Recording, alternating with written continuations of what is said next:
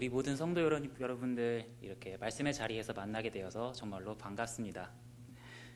17세기 프랑스의 수학자이자 철학자인 파스칼은 인간이 과연 하나님을 섬겨야 하는가에 대해서 한 가지 논리적 접근을 남겼습니다. 이것은 파스칼의 내기라고 불리며 그 내용은 다음과 같습니다. 하나님의 존재에 관해서는 크게 두 가지의 경우가 있지요. 하나님이 있던가 없던가. 인간의 믿음에 있어서는 역시 두 가지의 경우가 있습니다. 하나님을 믿던가 믿지 않던가. 그렇다면 모든 경우의 수와 그에 따른 결과는 총 4가지입니다.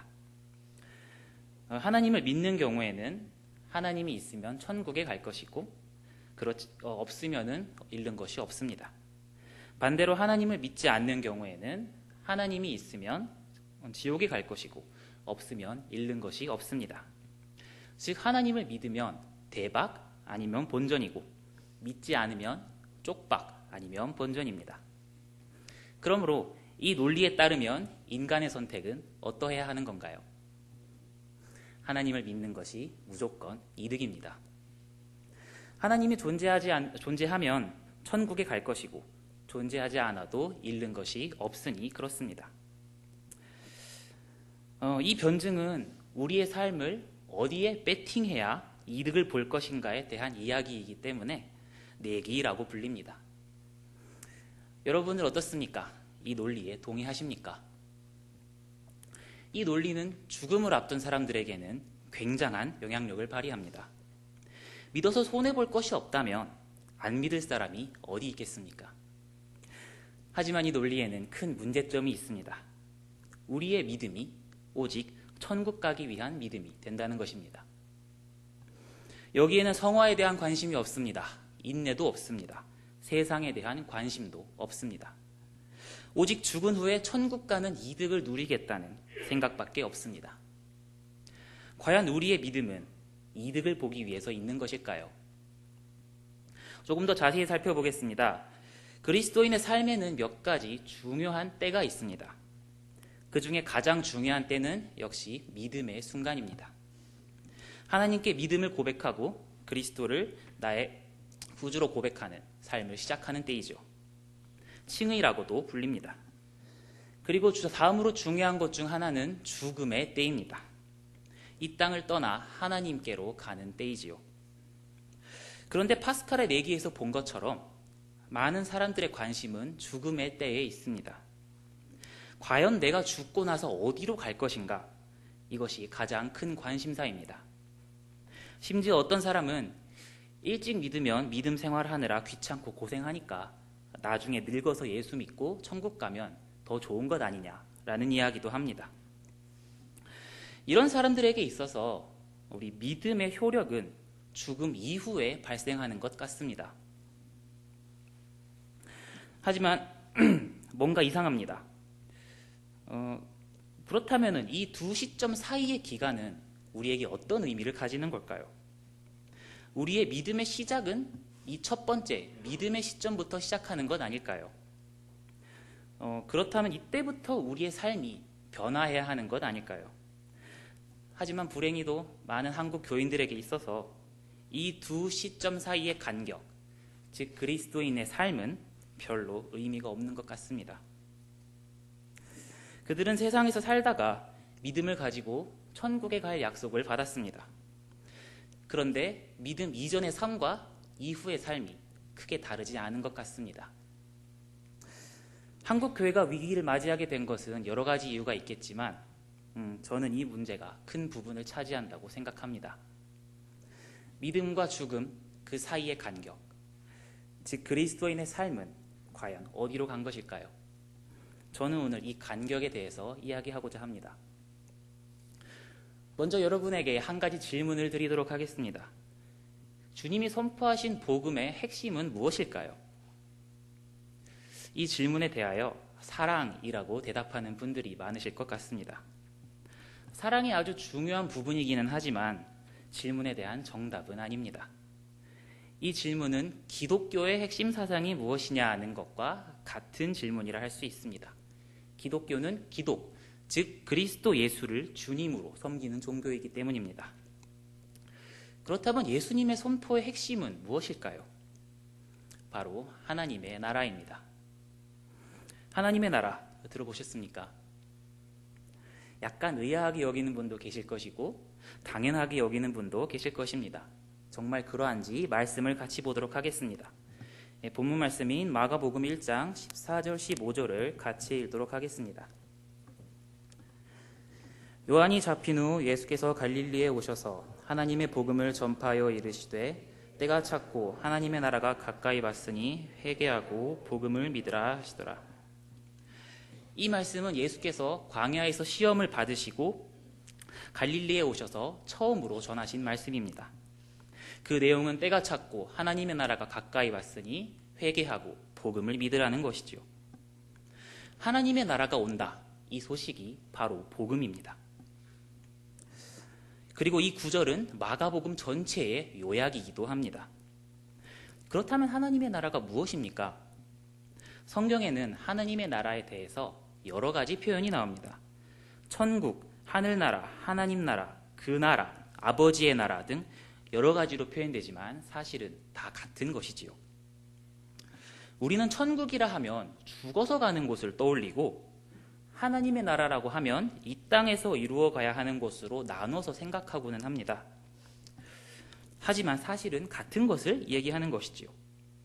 특별히 마태복음에는 천국이라는 말이 주로 등장하는데 이것은 마태복음이 유대인들을 대상으로 쓰였기 때문에 하나님의 나라를 완곡하게 하늘나라, 즉 천국이라고 표현했기 때문입니다. 반면에 이방인들을 대상으로 기록된 누가복음과 마가복음에는 하나님의 나라라고 기록되어 있습니다. 나라라는 말은 헬라어로 바실레이아인데 왕이라는 뜻의 바실레우스에서 나온 단어입니다. 즉 나라에서 중요한 것은 누가 왕이냐 하는 것이죠. 그렇다면 하나님의 나라는 무엇입니까? 하나님의 나라는 하나님이 왕이 되시고 주님이 되시는 나라입니다. 그리고 하나님이 통치하시고 다스리시는 나라입니다. 그러므로 하나님 나라의 복음은 하나님이 왕 되시고 주 되신다. 그런 소식입니다. 믿음은 그것을 받아들이는 것입니다. 구원은 하나님이 주님이 되시고 우리는 그 백성이 되는 것입니다. 회개는 하나님 외에 다른 것을 주로 섬기던 삶에서 하나님을 주로 섬기는 삶으로 바꾸는 것입니다. 하나님의 나라는 죽어서 가는 나라가 아닙니다. 이 땅에서의 하나님의 나라와 죽어서 가는 천국은 결코 분리되지 않습니다. 그렇다면 하나님의 나라는 언제 오는 것입니까? 바로 우리가 예수를 주로 고백하는 그때에 우리에게 임하는 것입니다. 바로 그 순간부터 우리는 세상에 속한 자들에서 하나님 나라의 백성으로 바뀌게 됩니다. 그리고 이 땅에서 하나님의 나라를 누리면서 살게 됩니다. 그러므로 그리스도인들은 죽어서 천당 가는 사람들이 아니라 이 땅에서부터 하나님의 나라를 살아가는 사람들입니다. 그리고 이 땅에서 하나님의 나라를 살아가는 사람들은 죽어서도 하나님의 나라에 가게 될 것입니다. 따라서 우리 그리스도인들은 세상에서 두려울 것이 없습니다. 초대교회 성도들이 모진 박해 속에서도 두려워하지 않을 수 있었던 것은 그들이 천국이라는 보험을 들었기 때문이 아닙니다. 죽음을 이겨내신 그리스도를 바라보며 하나님 나라의 백성으로 사는 사람들이었기 때문입니다. 믿음의 시작과 죽음 사이의 간격, 즉 이 땅에서의 그리스도인의 삶은 죽음을 기다리는 과도기가 아닙니다. 죽음 이후에 누리게 될 하나님의 나라는 이 믿음의 때에 이미 시작되었습니다. 그러므로 우리는 죽어서 천국에 갈 수 있을지 고민하는 것이 아니라 이 땅에서 어떻게 살아가야 할지 고민해야 합니다. 그리고 이 땅에서 사는 동안 세상의 법에서 벗어나 하나님의 다스림을 받으며 살아야 합니다. 마음으로 믿고 입으로 고백하는 것만이 복음이 아닙니다. 하나님의 주 되심까지 나아가서 그분의 다스림 안에서 사는 것이 복음이고 믿음입니다. 하지만 너무나 많은 사람들이 하나님의 다스리심 가운데 살지 못하고 있습니다. 여러분, 혹시 이생망이라는 말을 들어보셨습니까? 이생망, 이번 생은 망했다는 뜻입니다. 학생들과 젊은이들이 현실의 높은 벽에 절망하여 자조적으로 쓰는 단어이지요. 시험에서 좋은 결과를 얻지 못하거나 좋은 학교에 들어가지 못했을 때 앞으로 벌어질 험난한 인생을 예상하며 이번 생은 망했다라고 얘기하곤 합니다. 저는 대학생 때부터 중고등학생들을 대상으로 과외선생 일을 몇 년 동안 했습니다. 그때 만난 많은 아이들은 정말 착한 아이들이었지만 하나같이 미래에 대한 중압감에 짓눌려 있었습니다. 한 번은 한 아이가 저에게 이렇게 이야기했습니다. 선생님, 저는 특별히 하고 싶은 것도 없고 공부도 못하는데 앞으로 어떻게 해야 하나요? 저는 이 말을 들으면서 참 마음이 아팠습니다. 이 아이는 교회를 다니는 아이였음에도 불구하고 미래에 대한 소망이 없었고 하나님의 다스리심을 받지 못하고 있었습니다. 세상 질서의 다스림 아래서 괴로워하고 있었습니다. 이 아이에게는 하나님의 다스리심이 필요합니다. 그뿐만 아니라 우리 모두는 하나님의 다스리심이 필요합니다. 그렇다면 하나님 나라의 복음은 어떤 모습일까요? 본문의 15절을 보면 주님께서는 이에 대해 함축적이면서도 핵심적인 한 문장으로 설명하고 계십니다. 먼저 첫 번째로 때가 찼다라고 말씀하십니다. 여기에서 말하는 때는 어떤 때일까요? 헬라어로는 호카이로스라고 되어 있습니다. 이것은 일반적인 시간을 나타내는 크로노스랑은 구별되는 바로 그 때를 가리키는 말입니다. 바로 하나님의 때입니다. 이것은 구약의 예언서에서 수차례 등장한 바로 그 때를 말합니다. 이사야 40장 9절에서 11절 말씀을 함께 보겠습니다.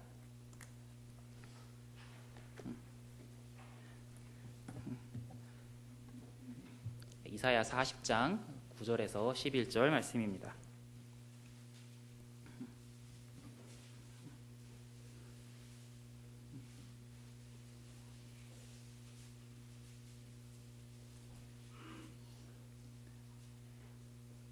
찾으신 줄로 알고 함께 읽겠습니다. 아름다운 소식을 시온에 전하는 자여, 너는 높은 산에 오르라. 아름다운 소식을 예루살렘에 전하는 자여, 너는 힘써 소리를 높이라. 두려워하지 말고 소리를 높여 유다의 성읍들에게 이르기를 너희의 하나님을 보라 하라. 보라, 주 여호와께서 장차 강한 자로 임하실 것이요 친히 그의 팔로 다스리실 것이라. 보라, 상급이 그에게 있고 보응이 그의 앞에 있으며 그는 목자같이 양떼를 먹이시며 어린 양을 그 팔로 모아 품에 안으시며 젖먹이는 암컷들을 온순히 인도하시리로다. 하나님이 임하시고 친히 다스리신다는 것, 이것이 아름다운 소식이며 복음입니다. 하나님의 나라는 갑자기 등장한 개념이 아니라 유대인들이 나라를 빼앗기고 포로 생활하는 동안 계속 기다려왔던 것입니다. 예수님은 갈릴리에 있는 유대인들에게 너희가 기다리던 바로 그때가 왔다 라고 말씀하신 것입니다.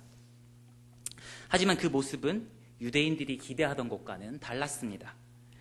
유대인들은 다윗의 자손이 권력을 가진 왕으로 오셔서 외세를 몰아내고 유대민족을 구원하고 독립국가를 세우기를 기대했습니다. 민족적이고 정치적인 모습을 기대한 것이지요. 하지만 예수님이 말씀하신 하나님의 나라는 그런 기대와는 전혀 달랐습니다. 예수님께서는 왕의 자리에 앉으시기는커녕 자기를 버리고 십자가에 달려 돌아가셨기 때문입니다. 다음으로는 하나님의 나라가 가까이 왔으니 라고 말씀하십니다. 하나님의 나라가 가까이 왔다는 것은 무슨 뜻일까요? 이 말씀대로면 하나님의 나라는 왔습니까? 안 왔습니까? 정답은 둘 다 아닙니다. 하나님의 나라는 우리가 믿는 순간 우리에게 왔습니다. 우리는 이 땅에서 그 나라를 살아가고 있습니다. 그러나 온전하게 임하지는 않았습니다. 하나님의 나라는 주님께서 다시 오실 때 온전히 이루어질 것입니다. 그러므로 하나님의 나라는 이미 이루어졌으나 아직 온전히 이루어지지는 않았습니다. 우리는 이것을 이미 그리고 아직 그 둘 사이의 긴장관계라고 표현을 합니다. 그리스도인들의 독특한 시간관념이지요. 우리는 우리 안에 이루어진 하나님의 나라를 살아가는 동시에 장차 온전하게 이루어질 하나님의 나라를 기다리며 살아갑니다. 그리고 장차 주님과 함께 이루어질 하나님의 나라는 우리와 상관없는 먼 미래의 것이 아닙니다. 그것은 지금 우리가 그 나라의 백성으로서 살아가는데 힘과 용기를 줍니다. 그리고 우리를 통하여 하나님의 나라는 조금씩 이루어져 갑니다. 비록 온전하지는 않을지라도 이것이 우리가 이 땅에서 사는 동안 감당해야 할 사명입니다. 그리고 이로써 모든 사람들이 우리가 주님의 제자인 줄 알게 될 것입니다. 마지막으로 회개하고 복음을 믿으라 라고 말씀하십니다. 하나님 나라의 백성으로서 회개는 무엇을 말하는 것일까요? 이것은 단순히 도덕적으로 잘못한 것을 뉘우치는 수준을 넘어섭니다. 우리는 본래 세상에 속한 사람들이었으나 하나님 나라의 백성이 되었습니다. 그러므로 정확하게 표현하면 회개는 세상의 질서를 거부하는 것입니다. 세상이 돌아가는 원리와 질서를 거부하고 하나님을 삶의 주인으로 받아들이는 것이 진정한 회개이지요. 옛날 이스라엘 사람들에게 세상의 질서는 다른 신을 섬기는 것이었습니다. 하지만 지금 우리가 사는 세상의 질서는 돈과 권력이라고 해야 될 것 같습니다. 금융자본주의 세계에 살고 있는 우리는 돈이 모든 것을 지배하는 모습을 너무도 쉽게 볼 수 있습니다. 이 세상의 모든 것, 심지어 생명마저도 돈으로 환산하는 것이 이 세상의 질서입니다. 자본의 원리와 이에 뒤따르는 권력 앞에서 우리는 이미 노예가 되어버렸는지도 모르겠습니다. 하지만 진정한 회개와 믿음은 이 질서를 거부하는 것입니다. 그리고 하나님의 다스리심을 받아들이는 것입니다. 이 세상을 다스리는 것은 돈을 앞세운 세상의 질서가 아니라 하나님의 질서입니다 라고 선포하는 것이죠. 그러나 이것은 결코 쉬운 일이 아닙니다. 세상의 질서를 거부하려면 우린 포기해야 할 것이 너무도 많습니다. 심지어 굶어 죽을 수도 있습니다. 그러면 우리는 어떻게 해야 합니까? 먼저 지혜로워야 합니다. 우리가 세상의 질서 사이에서 살고 있다는 것을 명확히 인식하고 세상의 질서가 어떻게 작동하는지 꿰뚫어 볼 수 있어야 합니다. 그리고 그 가운데서 우리가 어떻게 하나님의 나라를 살아낼 수 있을지 고민해야 합니다. 주님께서는 마태복음 10장에서 제자들을 보내며 말씀하시기를 뱀같이 지혜롭고 비둘기같이 순결하라 라고 하셨습니다. 이 말씀대로 우리는 순결함과 동시에 뱀같이 지혜로워야 합니다. 그리고 그 지혜를 가지고 세상의 질서 한가운데에서 어떻게 이에 대처하며 살아야 할지 끊임없이 고민해야 합니다. 이것이 이 시대를 살아가는 그리스도인들을 향한 하나님의 부르심입니다. 다음으로는 함께 해야 합니다. 우리 개개인의 힘은 너무도 미약합니다. 세상의 질서는 정말로 강해 보입니다. 도저히 방법이 없는 것 같습니다. 하지만 우리는 함께 할 수 있습니다. 세상의 질서로 인해 고통받는 사람들을 외면하지 않고 그들과 함께 할 수 있습니다. 바로 주님께서 그 모습을 보여주셨습니다. 주님께서는 국가 권력과 종교 권력에게 짓눌려 있는 사람들에게 오셔서 하나님의 나라를 선포하시고 그들과 함께 하셨습니다. 주님께서 그들과 함께 먹고 마실 때 그곳에는 하나님의 나라가 실현되었습니다. 주님께서 모범을 보이신 것처럼 우리도 그리해야 합니다. 그리고 함께 있을 때 놀라운 역사가 일어납니다. 우리가 우는 자들과 함께 울고 있을 때 바로 거기에 주님이 계실 것입니다. 이제 말씀을 정리하겠습니다. 우리는 그리스도인입니다. 우리는 죽어서 어디에 갈 것인지를 고민하는 것이 아니라 바로 이 땅에서 어떻게 살아야 할지를 고민해야 합니다. 왜냐하면 하나님의 나라는 죽어서 가는 곳이 아니라 이 땅에서 시작되는 나라이기 때문입니다. 주님께서는 말씀하셨습니다. 때가 찼고 하나님의 나라가 가까이 왔으니 회개하고 복음을 믿으라. 그러므로 우리는 이 땅에서 사는 동안 세상의 질서를 따르지 않고 하나님의 다스리심을 받으며 살아가려고 노력해야 합니다. 이것은 결코 쉬운 일이 아닙니다. 어쩌면 하나님의 나라는 그냥 사는 것이 아니라 살아내야 하는 것인지도 모르겠습니다. 이 악물고 버티며 살아가는 것이지요. 그러므로 우리는 함께 해야 합니다. 옆 사람과 함께 손잡고 견디며 세상의 질서에 저항해야 합니다. 하지만 너무 걱정하지는 마십시오. 주님께서 항상 도와주실 것입니다. 지혜가 부족하면 구하십시오. 채워주실 것입니다. 마음이 힘들면 기도하십시오. 위로해 주실 것입니다. 우리의 연약함을 아시는 주님께서 항상 함께 하실 것입니다. 아무쪼록 우리 모든 성도님들께서 이 땅에 사는 동안 하나님의 나라를 살아내시기를 간절히 기원합니다. 기도하겠습니다. 하나님 아버지, 우리들을 이 땅에 보내신 이유가 있을 것입니다. 하나님, 우리 모든 성도님들이 이 땅에서 하나님의 나라를 살아가고자 합니다. 다만 하나님의 나라를 살아가는 것은 너무나도 힘들고 연약한 우리들에게는 참으로 고통스러운 일입니다. 그러므로 우리는 주님의 도우심을 간구합니다. 우리를 도와주시고 항상 인도하여 주셔서 이 땅에서 하나님의 나라를 살아갈 수 있도록 인도하여 주시옵소서. 감사드리오며 예수님 이름으로 기도드립니다. 아멘.